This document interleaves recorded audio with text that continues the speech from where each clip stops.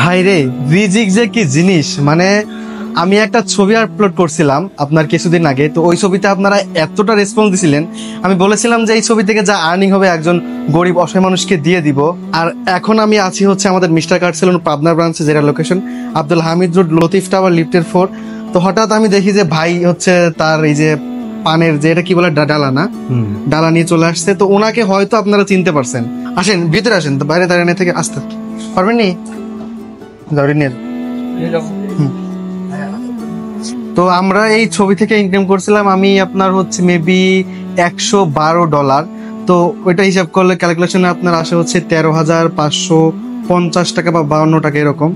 তো ভাবলাম যে এই টাকাটা কাকে দেওয়া যায়। তো হঠাৎ করে আমি দেখি ভাইয়াটা হঠাৎ করে চলে আসছে আমার সেলুনে।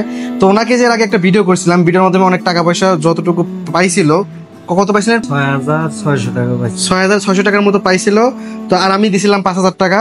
তো এটা মিলাই 3টা মাস চলছে, প্লাস এই যে একটা দোকানও করছে, পানের দোকান। তো এখন মূলত উনি আসছে যে ভাই সিগারেটের অল্প একদম পুঁজি কম, ব্যবসায় যে একটা আর্নিংটা মানে যে একটা যে ইনকাম হবে, সেই ইনকামটা ভালো মতো হচ্ছে না।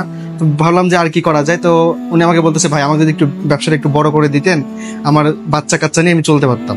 তো মোটামুটি এই ব্যবসা খাড়াইতে মিনিমাম কত 12-13 হাজার। ভাই বিশ্বাস করেন, এই যে আমি টাকাটা আপনাকে দেবো, এই টাকাটা যারা ভিডিওটা দেখতেছে এই এদেরই টাকা, বুঝছেন? তো আমি একটা নিয়োগ করছিলাম যে একজনকে দিব, যেহেতু আপনি আমাকে ফোন দিছিলেন যে এই সমস্যা, তো ভাবলাম যে টাকাটা আপনার জন্য রেখে দেয়। আপু একটু টাকাটা গুনেন তো, দেখেন তো কত টাকা আছে, টাকাটা একটু গুনেন।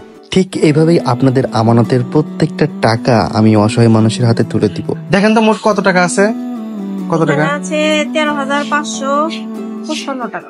13,555 টাকা। তো সব টাকা আমি ওনার হাতে দিলাম। ভাই কেউ দিক বা না দিক, আমি চাই যে আপনি টাকা দিয়ে একটা ব্যবসা করেন, ইনশাল্লাহ আমি জানি যে আর আপনার টাকা লাগবে না। এই ব্যবসা করতে গেলে বেশি টাকা লাগে না আমার জানা মতে। মানে আল্লাহর একটা রিজিক, দেখেন রিজিকটা পাবে অন্য লোক, পাই গেলেন কিন্তু আপনি। আসলে অনেকেই আছে, কোনো সময় কি আপনার মনে হয়েছে অনেকে কিন্তু চলে যায়, আপনার কোনো সময় কি মনে হয়েছে যে না ওনার সাথে থাকবো না? না, আমার ওরকম মনে হয় না এটা। কেন?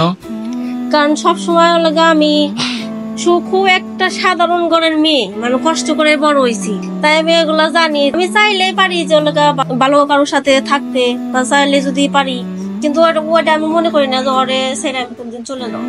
এটা কোনো সময় মনে হয় না? না, এসব আমার মনে হয় না। তো আরেকটা কথা, যে ওনার যে বাচ্চাটা দেখতে পারতেছেন, মাশাআল্লাহ এত সুন্দর কিউট একটা মেয়ে। আর আমার এই ভিডিওটা যতটুকু পারবেন একটু শেয়ার করবেন, যেন আর একটা মানুষের আমি পাশে দাঁড়াতে পারি আপনাদের সাহায্যের মাধ্যমে, আপনাদের একটা শেয়ারের মাধ্যমে। আপনাদের টাকাটা, আপনাদের আমানতের টাকাটা আমার কাছে ছিল, আমি সেই টাকাটা ওনাদের হাতে তুলে দিলাম। তো আপনি বলেন যে টাকাটা আপনি কি কি করবেন? সিগারেট কিনবো, আচ্ছা, পান সিগারেট সবকিছু কিনা আবার নতুন করে স্টার্ট করবো।